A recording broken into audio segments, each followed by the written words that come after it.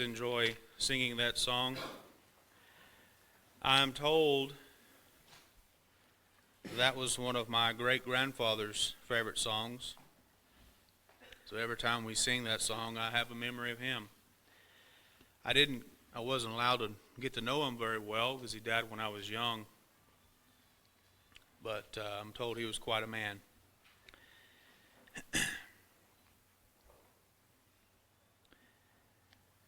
I think we're all very familiar with books in general. We can go to a library and we can see quite a multitude of books. I like books.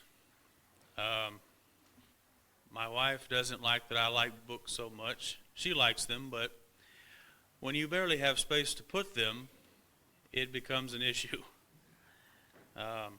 I know I don't have as many as some others do, but I do have quite a bit. But one thing I like about books is the battery never goes out. If you want to know what somebody thinks about a given subject, you can find a book that they perhaps wrote or contributed to, and you can find out what they thought about a given subject.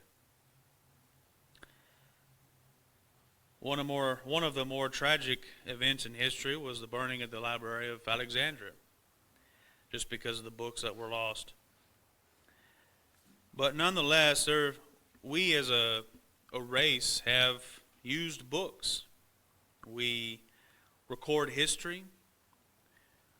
I like writing things down so I don't have to remember them. And if you do that enough, it becomes a diary. The book, it's a record. Well, throughout the Bible, which itself is a book, there is one other book that is made reference to, and I'd like for us to discuss it this afternoon.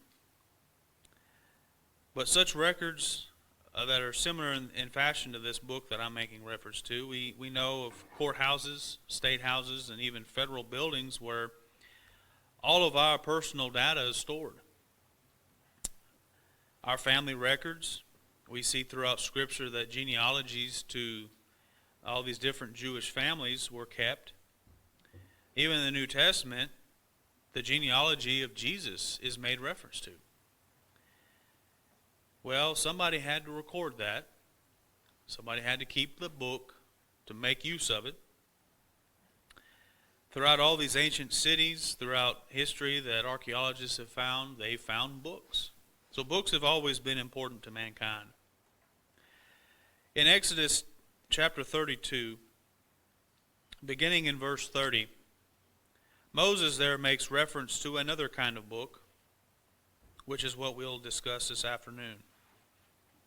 Again, Exodus chapter 32, beginning in verse 30, says, "It came to pass on the morrow that Moses said unto the people, Ye have sinned a great sin, and now I will go up unto the Lord. Peradventure I shall make an atonement for your sin.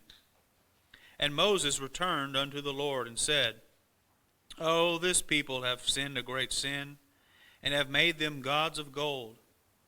Yet now, if thou wilt forgive their sin, and if not, blot me, I pray thee, out of thy book which thou hast written." So we see that God has a record of names. Names of people. God keeps a record. Malachi chapter 3 verse 16. Evidently Moses' name was in that book, as we just read, Exodus chapter 32 verse 32. He was a man of such high caliber that in order to save Israel, that he offered to God to have his own name blotted out on their behalf. Now God points out in verse 33, "And the Lord said unto Moses, Whosoever hath sinned against me, him will I blot out of my book."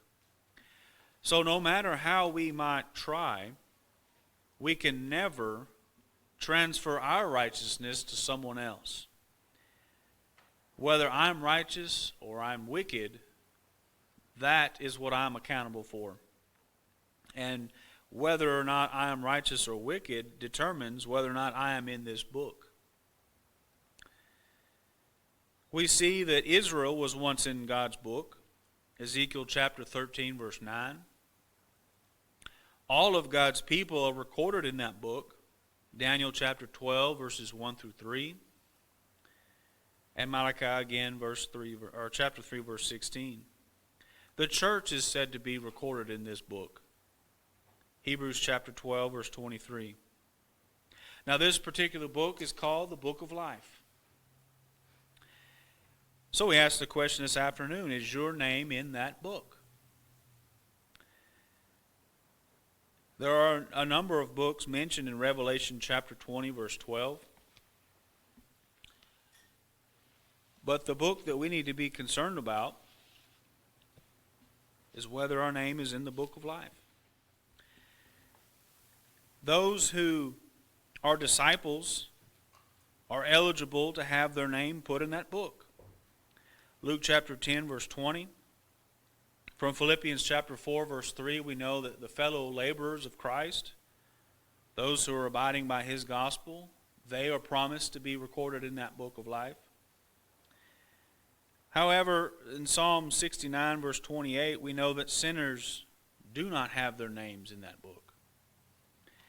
Being born again is how we initially have our name listed in that book. And having our name there entitles us to share the great blessings of heaven when this life in the flesh is over.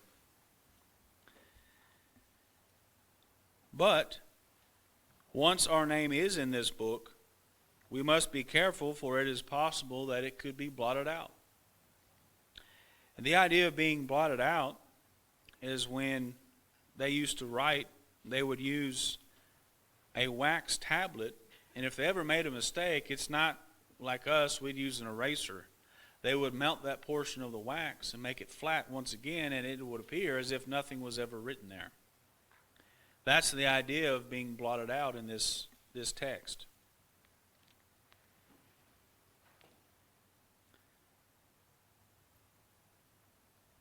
Now, you consider again Moses' request to have his own name blotted out for the benefit of the children of Israel.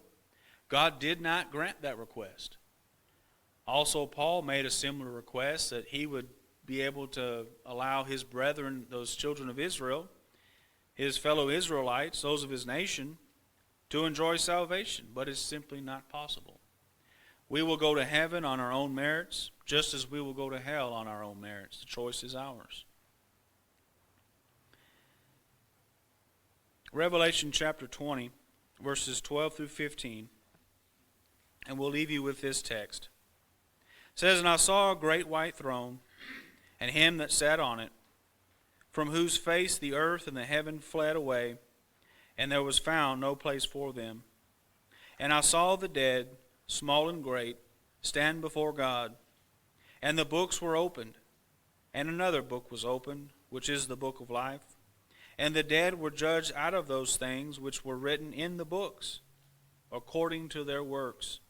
So you see, as we live in the flesh, we ourselves are writing our own story. Our actions are being recorded, and they will be held against us. This is how we'll be judged. Picking up in verse 13, And the sea gave up the dead which were in it, and death and hell delivered up the dead which were in them. And they were judged every man according to their works. And death and hell were cast into the lake of fire. This is the second death. And whosoever was not found written in the book of life was cast into the lake of fire. What a terrible end to souls that chose not to obey God in this life. Even more so for those children of God who gave up the fight, who turned back to a wicked lifestyle, who would enjoy the pleasures of sin for a season more so than the pleasures of heaven, as is promised to those after this life is over. So as typical, we like to offer the invitation to those who would like to obey the gospel, whether to be becoming a Christian. Have your name written in that book of life. And as a child of God, if you've stumbled, if you've allowed sin back into your life, please put it away. If you have need to obey the gospel, please do so at this time as we stand and sing.